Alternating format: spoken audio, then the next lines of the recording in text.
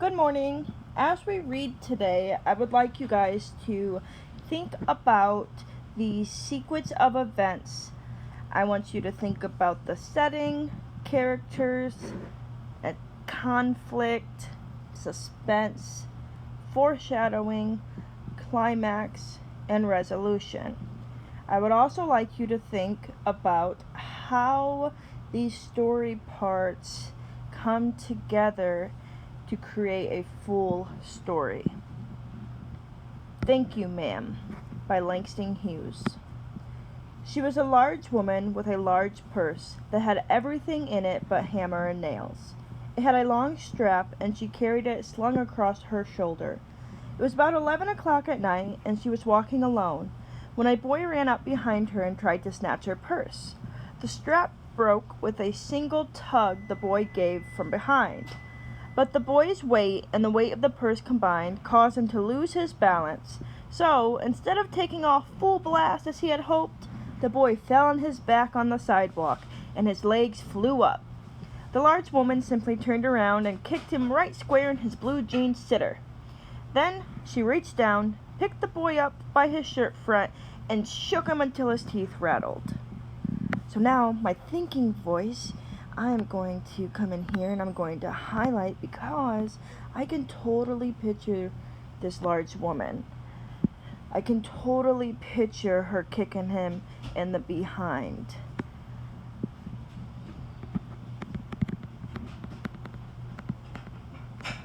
I'm going to not only highlight, but I'm going to write that I picture it, because the thinking voice constantly connects to the text, asks questions about the text, and visualizes the text. After that, the woman said, "Pick up my pocketbook, boy, and give it here." She still held him, but she bent down enough to permit him to stoop and pick up her purse. Then she said, "Now ain't you ashamed of yourself?" Firmly gripped by his shirt front, the boy said, "Yes'm." The woman said, "What did you want to do it for?" The boy said, "I didn't aim to." She said, "You a lie!" By the time 2 or 3 people stopped, turned to look, and some stood watching. "If I turn you loose, will you run?" asked the woman. "Yes'm," said the boy. "Then I won't turn you loose," said the woman. She did not release him. "I'm very sorry, lady." "I'm sorry," whispered the boy. And your face is dirty. I got a great mind to wash your face for you." "Ain't you got nobody home to tell you to wash your face?" "No'm," said the boy. "Then it will get washed this evening," said the large woman, starting up the street, dragging the frightened boy behind her. So my thinking voice right now is looking at this. She's never let go of the boy. She keeps dragging him behind her. And she wants to wash his face. So this tells me that the woman, even though he just tried to steal her purse, she might be a kind lady. I'm going to write that here, because she's offering to wash his face after he just tried to steal her purse. He looked as if he were 14 or 15, frail and willow wild, in tennis shoes and blue jeans. I wonder what this means, willow wild. The woman said, "You ought to be my son. I would teach you right from wrong. Least I can do right now is wash your face. Are you hungry?" "No'm," said the boy, being dragged. "I just want you to turn me loose." "Was I bothering you when I turned that corner?" asked the woman. "No'm." "But you put yourself in contact with me," said the woman. "If you think that contact is not going to last a while, you got another thing coming. When I get through with you, sir, you are going to remember Miss Luella Bates Washington Jones."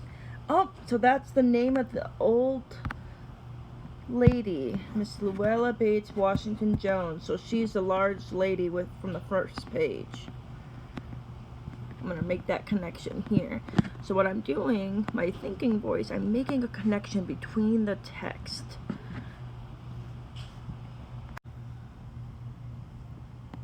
Sweat popped out of the boy's face as he began to struggle. Miss Jones stopped, jerked him around in front of her, put a half Nelson around his neck, and continued to drag him up the street.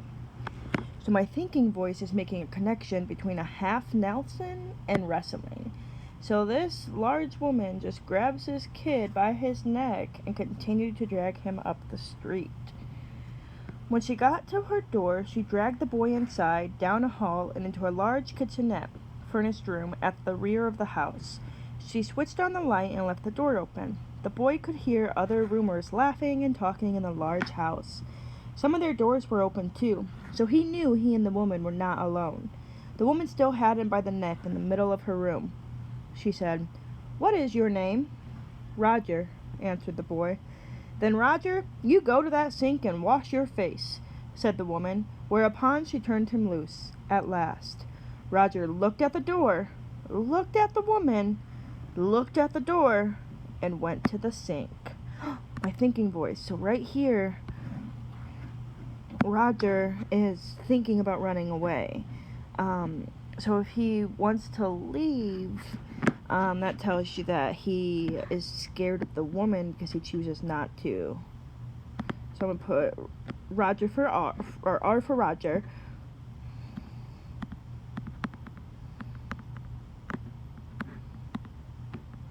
I'm just going to write he wants to leave. So my thinking voice is I'm making notes as I'm reading. That way when I go back and start doing some work with this, I can go back and see my notes. "Let the water run until it gets warm," she said. "Here's a clean towel." "You gonna take me to jail?" asked the boy, bending over the sink. "Not with that face. I would not take you anywhere," said the woman. "Here I am trying to get home to cook me a bite to eat, and you snatch my pocketbook? Maybe you ain't been to your supper either, late as it be. Have you?" "There's nobody home at my house," said the boy. "Then we'll eat," said the woman. "I believe you're hungry, or been hungry, to try to snatch my pocketbook." "I wanted a pair of blue suede shoes," said the boy. "Well, you didn't have to snatch my pocketbook to get some suede shoes," said Miss Luella Bates Washington Jones. "You could have asked me." "Ma'am?" The water dripping from his face, the boy looked at her. There was a long pause, a very long pause.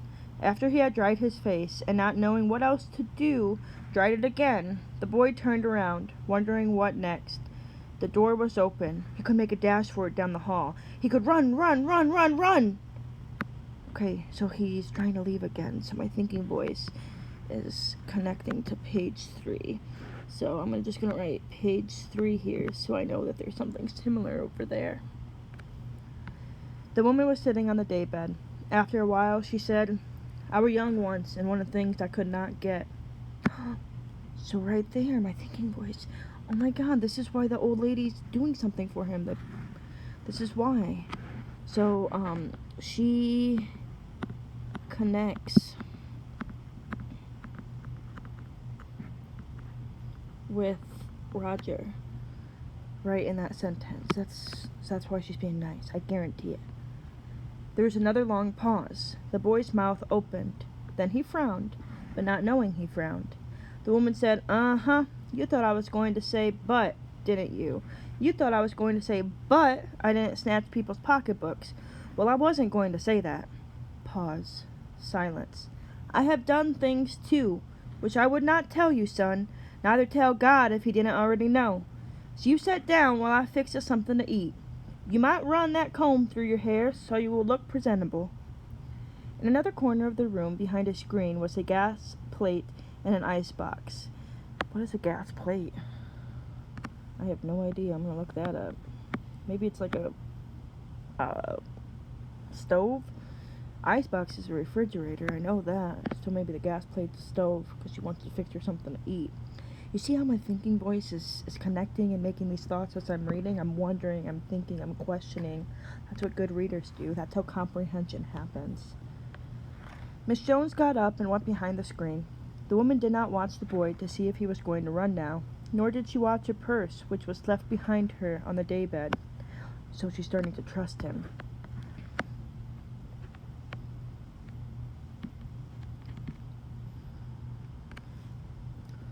But the boy took care to sit on the far side of the room where he thought she could easily see him out of the corner of the other eye if she wanted to. He did not trust the woman not to trust him. He did not trust the woman not to trust him. So this connects to that other part in the text. I believe it was page 2, where he was scared of her. This says, I don't want that woman not to trust me because I'm afraid of her. It's indirectly in there. And he did not want to be mistrusted now. Did you need something to go to the store? Did you need somebody to go to the store? Asked the boy. Maybe to get some milk or something? Don't believe I do, said the woman. Unless you want some sweet milk yourself. I was going to make cocoa out of this canned mild I got here. That will be fine, said the boy. She heated some lima beans and ham she had in the icebox, made the cocoa, and set the table. The woman did not ask the boy anything about where he lived or his folks or anything else that would embarrass him. Instead, as they ate, she told him about her job in a hotel beauty shop that stayed open late, what the work was like, and how all kinds of women came in and out, blondes, redheads, and Spanish. Then she cut him a half of her 10-cent cake. Eat some more, son, she said. When they were finished eating, she got up and said, Now here, take this $10 and buy yourself some blue suede shoes. And next time, do not make the mistake of latching onto my pocketbook, nor anybody else's, because shoes come by devilish light that will burn your feet. I gotta get my rest now, but I wish you would behave yourself, son, from here on in. Okay, so my thinking, boys, I'm gonna change my highlighter color because this seems like a lesson. This woman taught him a lesson, and she exposes that here. I wonder what that lesson was. What do you guys think that lesson was? Peruse on that. Think on that. What's that lesson Miss Luella Bates Washington Jones tried to teach Roger? She led him down the hall to the front door and opened it.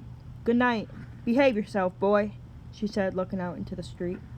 The boy wanted to say something else other than thank you, ma'am, to Miss Luella Bates Washington Jones, but he couldn't do so as he turned at the barren stoop and looked back at the large woman in the door. He barely managed to say thank you before she shut the door, and he never saw her again.